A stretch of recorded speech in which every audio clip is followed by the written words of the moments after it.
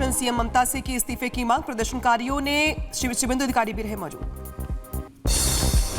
Kolkata case में थोड़ी देर में क्राइम सीन जाएगी सीबीआई। जांच के दौरान फोरेंसिक की टीम मौजूद रहेगी। टेक ओवर के बाद में नए सिरे से सबूत जुटा रही है सीबीआई की टीम।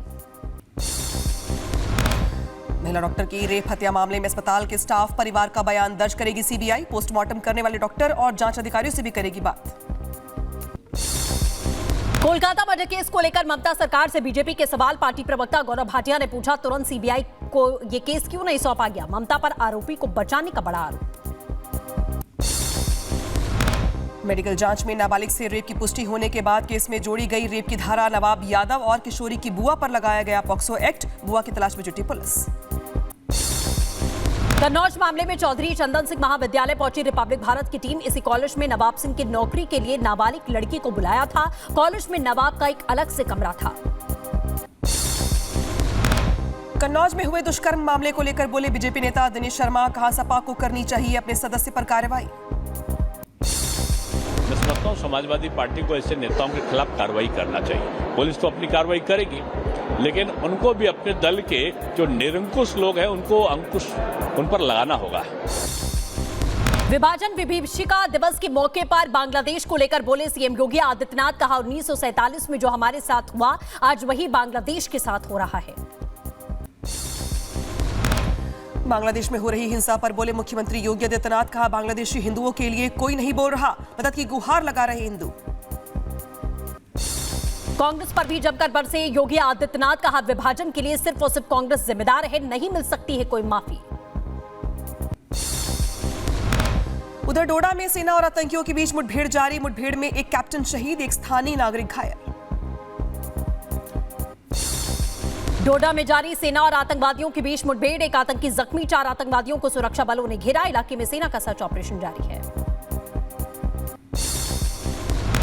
जम्मू कश्मीर के डोडा में सुरक्षा बलों का ऑपरेशन जारी। सुरक्षा बलों ने 4 पाकिस्तानी आतंकवादियों को घेरा। आतंकवादियों सुरक्षा बलों के बीच गोलीबारी जारी है।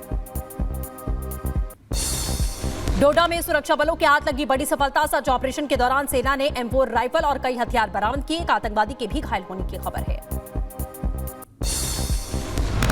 15 अगस्त से पहले घाटी में बढ़ाई गई सुरक्षा। डोडा में सुरक्षा बलों ने चलाया तलाशी अभियान। अलर्ट मोड पे भारतीय सेना। मुंबई में हिट एंड रन का मामला। आपको बता दें, बरसोवा ब्रिज पर सो रहे शख्स ने चढ़ाई SUV। हादसे में एक युवक की मौत। आरोपी को किया गया गिरफ्तार। राजस्थान के नागौर में पति की हैवानियत। पत्नी को बाइक के पीछे बांधकर घसीटा। दर्द से रोती चिल्लाती रही महिला। वीडियो हुआ सोशल मीडिया पर वायरल। पटना में बदमाशों के हौसले बुलंद हैं। बीजेपी नेता अजय साय की सरेआम गोली मारकर हत्या। बाइक सवार बदमाश गोली मारकर हुए फरार।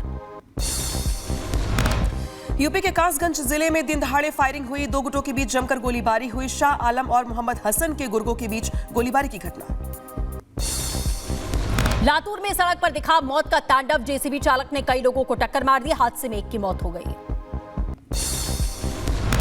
उधर MP के चित्रकूट में आपस में भिड़े सरकारी स्कूल के 2 शिक्षक। महिला और पुरुष टीचर के बीच मारपीट का वीडियो सोशल मीडिया पर वायरल हुआ। जौनपुर में दबंगों के हौसले बुलंद हैं। विधवा महिला के परिवार पर लाठी डंडों से हमला किया। गर्भवती महिला समेत 8 लोग जख्मी हुए। रील के लिए घर में गड्ढा खोदकर दफन हो गया शख्स। भाई और मां ने डाली मिट्टी। सोशल मीडिया पर जमकर वायरल हो रहा वीडियो। गुजरात के अमरेली में 2 कुत्तों और शेरों के बीच में भिड़ंत हुई। सोशल मीडिया पर वायरल हुआ वीडियो।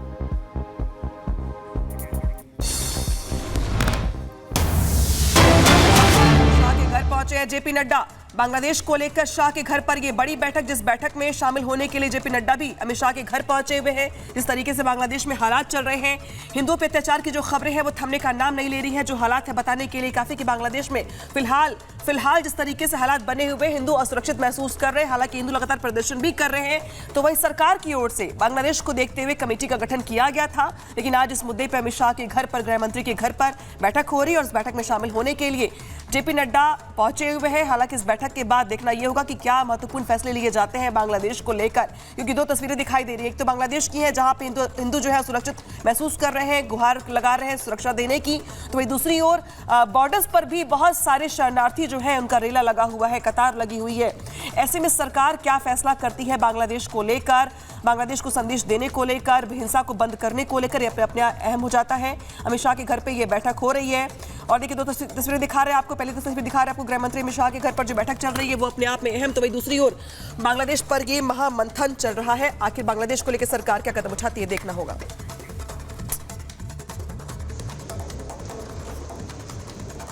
आध्यात्मिक जगत में पाकिस्तान कोई वास्तविकता नहीं है। या तो उसका भारत में विलय होगा या पाकिस्तान इतिहास से समाप्त होगा, हमेशा के लिए समाप्त होगा।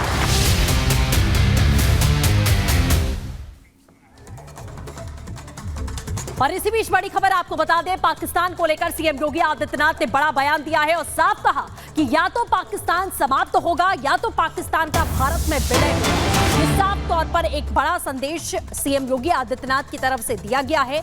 पाकिस्तान पर सीएम योगी ने ये बात साफ कही है कि या तो पाकिस्तान समाप्त हो जाएगा या तो हिंदुस्तान में उसका विलय होगा। ये तमाम बड़ी बातें जो है वो कहते हुए सीएम योगी नजर आए हैं। महर्षि अरविंद ने जो 1947 के पहले घोषणा की थी, आजादी की त्रासदी, देश की विभाजन की त्रासदी आजादी के मिलने के बाद अक्सर उन्होंने इस बारे में अपनी चिंता व्यक्त भी की और उन्होंने इस बात को कहा था कि आध्यात्मिक जगत में पाकिस्तान कोई वास्तविकता नहीं है। या तो उसका भारत में विलय होगा या पाकिस्तान इतिहास से समाप्त होगा, हमेशा के लिए समाप्त होगा।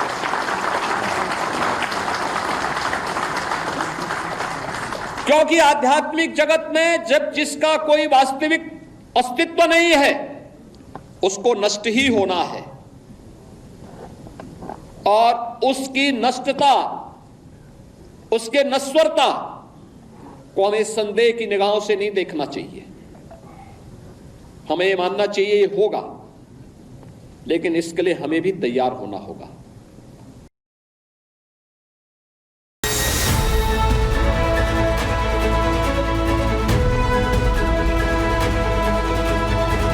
विभाजन की त्रासदी का सामना इस सनातन राष्ट्र को करना पड़ा। विभाजन विभीषिका दिवस के मौके पर बीजेपी सड़कों पर है, जगह जगह पदयात्रा निकाली जा रही है। लखनऊ में भी सीएम योगी आदित्यनाथ और दोनों डिप्टी सीएम इस यात्रा में शामिल हुए, जिसके बाद आयोजित कार्यक्रम में सीएम योगी ने कांग्रेस पर निशाना साधा। इसी मंच से सीएम योगी ने पाकिस्तान को भी डायरेक्ट मैसेज दिया। योगी ने दावा किया है या तो पाकिस्तान का भारत में विलय होगा या फिर पाकिस्तान पूरी तरह से नष्ट हो जाएगा। आध्यात्मिक जगत में पाकिस्तान कोई वास्तविकता नहीं है।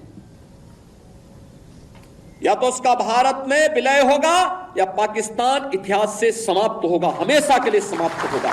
क्योंकि आध्यात्मिक जगत में जब जिसका कोई वास्तविक अस्तित्व नहीं है उसको नष्ट ही होना है। इतना ही नहीं, बांग्लादेश में हिंदुओं के साथ हो रहे हिंसा पर भी सीएम योगी ने चिंता जताई और दो टूक में कहा कि जो 1947 में हुआ वही आज हो रहा है, हमें सीखने की जरूरत है। उस समय 10 लाख हिंदू एक साथ काटे गए थे, हिंदू सिख सभी थे, एक साथ काटे गए थे। और आज भी वही आगजनी, वही तोड़फोड़, वही लूटपाट, बहन और बेटियों के साथ वही अत्याचार, उसी प्रकार की त्रासदी का दृश्य आज भी हम सबके सामने है। आखिर कब इतिहास की इन गलतियों से हम सबक सीखेंगे? बांग्लादेश में हिंदुओं पर हो रहे अत्याचार पर चुप बैठे विपक्ष को भी सीएम योगी ने सीधा जवाब दिया और वोट बैंक की राजनीति करने का आरोप लगाया। भारत के अंदर भी इनके मुंह सिले में एक भी शब्द इनका नहीं निकल रहा है, क्योंकि उनको भय है कि अगर इन निरीह कमजोर लोगों के पक्ष में इन्होंने आवाज निकाली तो इनका वोट बैंक खिसक जाएगा। लेकिन मानवीय संवेदना इनकी मर चुकी है। इन्होंने आजादी के बाद लगातार उसी प्रकार की राजनीति को प्रेरित और प्रोत्साहित किया।